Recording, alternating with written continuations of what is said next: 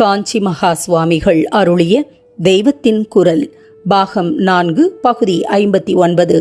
பிற நாடுகளில் இல்லாத சிறப்பு. மற்ற எந்த தேசத்திலும் டீச்சர் என்பதற்கும் நம் தேசத்தில் குரு ஆச்சாரியர் என்று சொல்வதற்கும் மதிப்பு மரியாதைகளிலே அஜகஜாந்தரமாக இருக்கிறது. டீச்சர் என்பவன் ஈஸ்வரனே அல்லது அவனுடைய பிரதிநிதி. அவனிடம் மாணவன் சர்வசங்க பரித்தியாகம் செய்துவிட வேண்டும் என்ற அபிப்பிராயங்கள் மற்ற தேசத்துக்காரர்களுக்கு அடியோடு தெரியாது.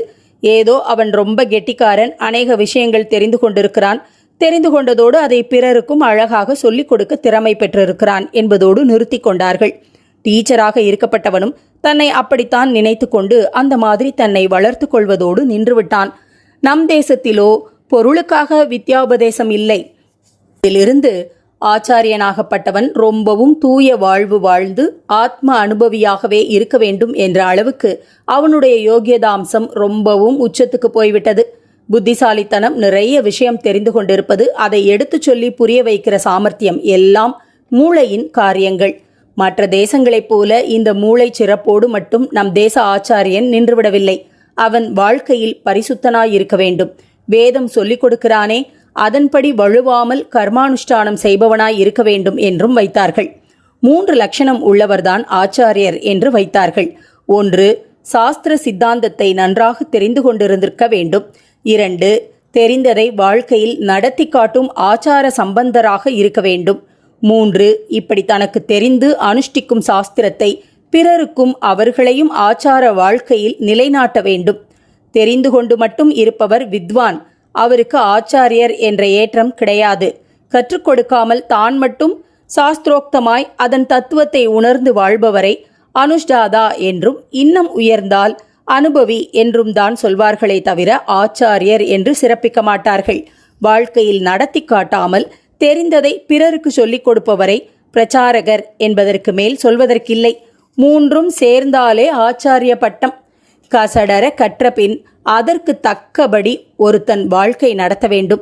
நிற்க அதற்கு தக என்று திருவள்ளுவர் சொன்னார். இப்படி தான் கற்ற வழி நிற்பதோடு பிறருக்கும் கற்பித்து, கற்பிப்பதோடு விடாமல் அவர்களும் கற்ற வழி நிற்க ட்ரெயின் செய்கிறவன்தான் ஆச்சாரியன்.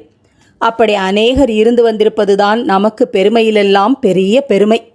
பொருள் இல்லார்க்கு இவ்வுலகம் இல்லை என்று ரொம்பவும் பெரியவரான அந்த வள்ளுவரே சொல்லிவிட்டார். அப்படிப்பட்ட பொருளை பொருட்டாக நினைக்காமல் வித்தை வளரணும் என்பதற்காகவே பாடம் சொல்லிக் கொடு என்று இவனுக்கு விதி செய்து இவனை தியாக சிந்தையிலே நன்றாக ஊறப் போட்டார்கள். தியாக சிந்தை வந்து லோகோபகாரமாகவே நிஷ்காமிய கர்மா ஒருத்தன் பண்ண ஆரம்பித்து விட்டால் அப்புறம் அவனிடம் எல்லா ஆத்ம சம்பத்துக்களும் ஒன்று பாக்கி இல்லாமல் வந்துவிடும். தியாகத்தினாலேயே பல பேர் அமிர்த தத்துவத்தை அடைந்திருக்கிறார்கள் என்று ஸ்ருதியே சொல்கிறது.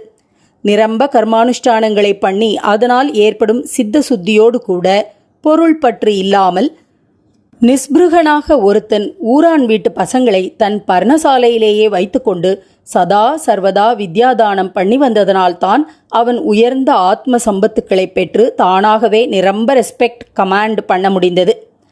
விஷயம் நன்றாக தெரிந்த புத்திமான் என்பதற்காக மாத்திரம் ஒருத்தனை தெய்வமாய் நினை, அவனிடமே சர்வசங்க பரித்தியாகம் பண்ணு என்றால் யார் கேட்பார்கள்? அவனிடம் தூய்மையான வாழ்க்கை, தியாக புத்தி, ஊரான் வீட்டு குழந்தைகளை தன் வயிற்றில் பிறந்த குழந்தைகளாக நினைத்து பராமரிக்கிற அருள் இயல்பு முதலானதுகளும் நம் தேசத்தில் இருந்ததால்தான் சிஷ்யர்கள் அவனை ஈஸ்வரனாக நினைத்து சரணாகதி செய்ய முடிந்தது. இப்படி வேறெந்த நாட்டிலும் பார்க்க முடியாது.